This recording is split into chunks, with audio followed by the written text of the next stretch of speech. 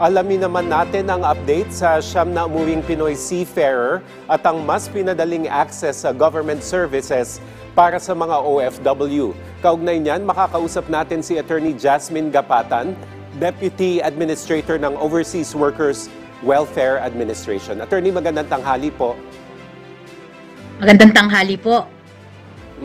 Ma'am, dumating po kagabi ang siyam na Pinoy seafarers matapos palayain ng Houthi rebels. Nasaan na po sila ngayon at kamusta po yung lagay nila? Actually po, magandang tanong yan. Nandito po ako sa DMW Makati po office. Nandito po sila ngayon. Ang ating siyam na mga marino na nasalba at ang kanilang mga pamilya. Meron po kaming maliit na salo-salo para sa kanila. We just had Thanksgiving Mass for them and we have a small lunch for them prepared. They're here actually in the MW Makati. And actually we have prepared one-stop shop of services for all of them. So after ng lunch nila, they will be availing of all the services of the government here under one roof dito po sa DMW. Ayan, speaking of the one-stop... At ang masasabi ko naman po, napakaganda naman po ng kanilang... they're in good spirits po. They're in high spirits. They of course, sobrang emotional din po nila after the ordeal that they have been through for the past 5 months. Pero all in all po, ang kan po nila ay masaya sila, nakasama nila ang kanilang pamilya at nakabalik po sila dito ng ligtas at matiwasay bago po ang Pasko. Nabanggit nyo, attorney, yung one-stop shop na nandyan po sa kinalalagyan nila. Ano po yung mga tulong na ibinigay at pwedeng ibigay pa, particularly po ng OWA sa kanila? Of course po, kasama po ng aming mother agency, Department of Migrant Workers, we have given them financial assistance.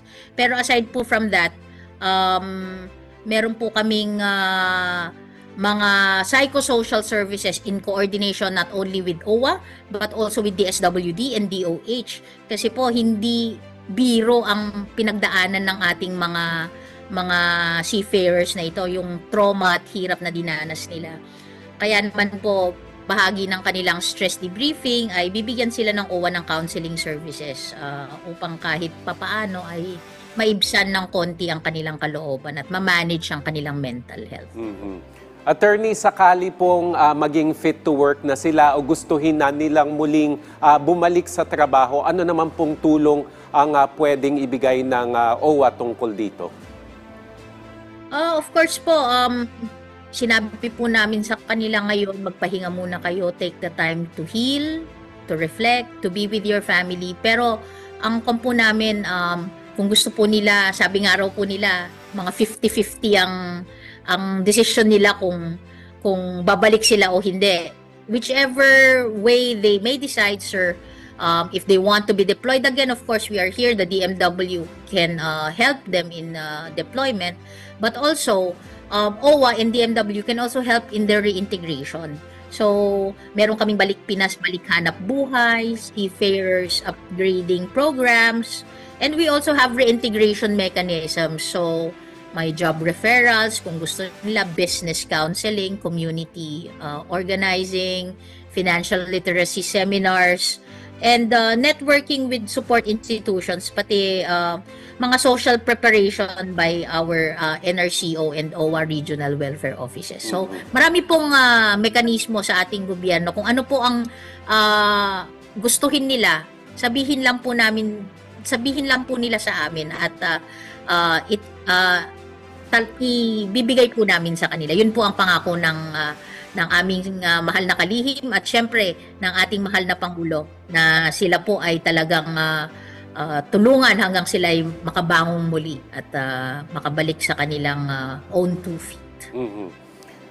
Doon po sa kanilang pagkakabihag, attorney, nabanggit po, nabalita po na yung mga dokumento nila ay kasama pong lumubog ng barko. Ano pong assistance naman ang pwedeng ibigay ng pamahalaan with regard to this? Magandang punto po yan. Narinig ko po ang aking secretary at USEC Felibay po kagabi ay nakipag-usap na sa DFA at ang OMA para sa para sa pag-aayos po. Basically talaga dito.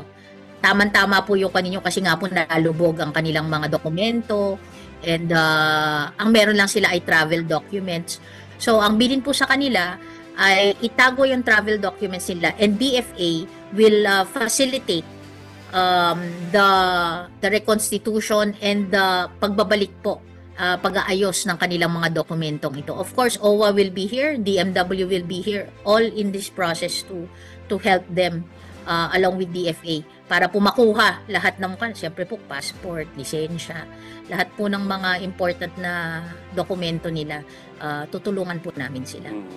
Doon naman po, attorney, sa kababayan nating seafarer na sa kasamaang palad po nasa WIPO, ano naman pong tulong ang pwedeng maibigay sa kanilang mga naulila? Of course po, OWA and DMW has a financial assistance, death benefits po na nasa mandato po namin to give. But also scholarships for the dependents and of course, may reintegration livelihood component rin po 'yon sa ating mga naiwan. And syempre, aside po from that, yung nga po psychosocial counseling, we are prepared to give that all to them, and we have the National Reintegration Network and our whole of government approach which tries to give all the services of the Philippine government to the OFWs and their families, and in this case the bereaved family po. Pag-usapan naman natin, attorney, yung e-cards, no? So nag-issue ang OWA ng mga enhanced e-card para sa mga OFW. So ilang e-cards na po yung naipamahagi? I understand parang 2024 pa yata ito ni roll out. At ano ba yung pinakamahalagang layunin nitong e-cards? Maraming salamat po sa inyong tanong. We are proud to say that overall, as of December 5, 2025, we have issued 372,361. And from this, galing po to sa mga serbisyo caravan. Meron po kami mga serbisyo caravan kung saan pumupunta po kami sa abroad para pupuntahan ng ating mga OFWs at doon na po sila kumuha ng kanilang e-card. From the serbisyo caravan, meron na po tayong na-issue na 48,852 na e-cards po. So, masaya po kami. Ang purpose naman, syempre, an e-card is also an ID. It is a proof of your OWA membership. Madali na po itong makita na active member ako. Kasi po, pag active member ka ng OWA, you are entitled to the full range of the 4 social benefits that we give. Secondly, it's also a national ID. So, pwede mo na rin siyang gamitin na proof of your identification. And pangatlo po, ito po yung pinaka-happy kami na ibalita. We have also turned the e-card as a discount card. So, sa mga more than 150 merchant partners po namin here in the Philippines and abroad, pwede po kayong kumuha ng discount by showing your OWA e-card po. And of course, this is also your access to the e-gov portal of the Philippine government, so you can easily see your membership status, your payments, your contributions sa OWA and other government agencies po. Ayan, aside from the discounts sa merchants na nabanggit nyo, attorney, I understand pwede ring maka-avail sa Yakap Centers at sa butika po ang ating mga OFW. Pero may isa pa pong aspeto tong enhanced e-card in terms of security features. So, ano po yung additional security features na ito? Thank you so much. Actually, may EMV chip yung e-card eh. Meron siyang hologram at design na QR code. Sana ma-flash natin pero baka makita nila yung identity ng ating OFW. Pero itong mga security features na to ay unique to every card. issued sa ating OFW. So, sa pamamagitan ng ating EMV chip, ay nandoon naka-embed ang ating personal details, ang mga personal details ng ating mga OFWs na makikita, pag na-scan yung QR code, nakalink naman siya sa database ng OWA.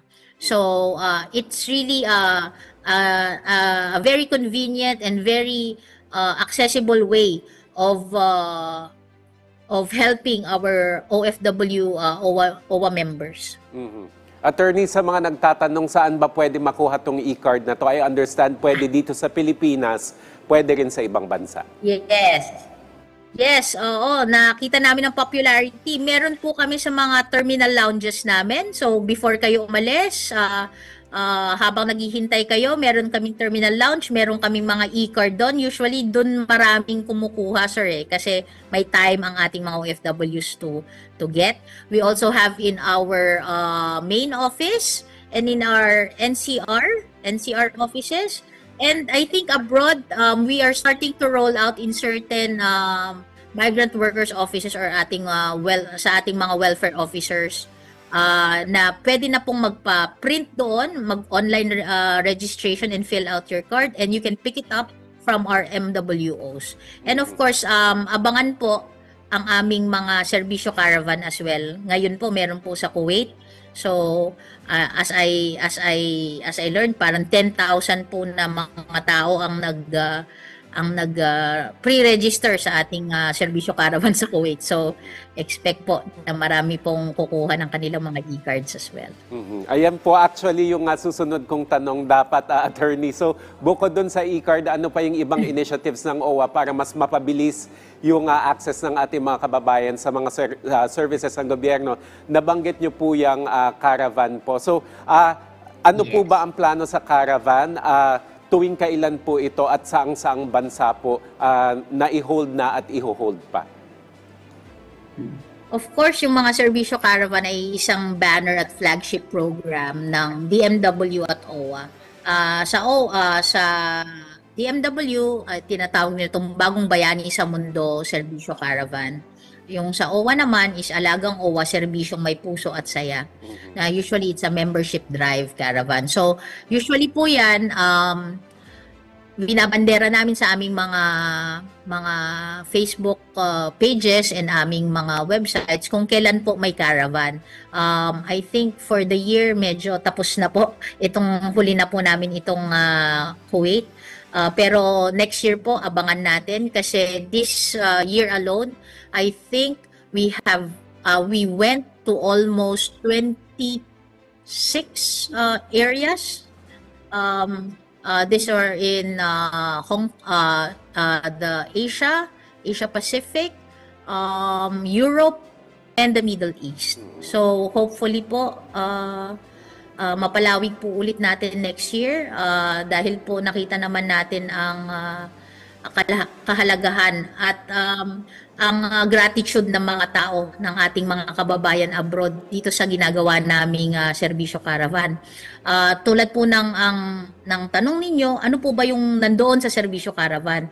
Ito po kasi ay alinsunod sa utos ni Pangulong Marcos na lahat ng serbisyo ng gobyerno gawing accessible sa ating mga fellow OFWs.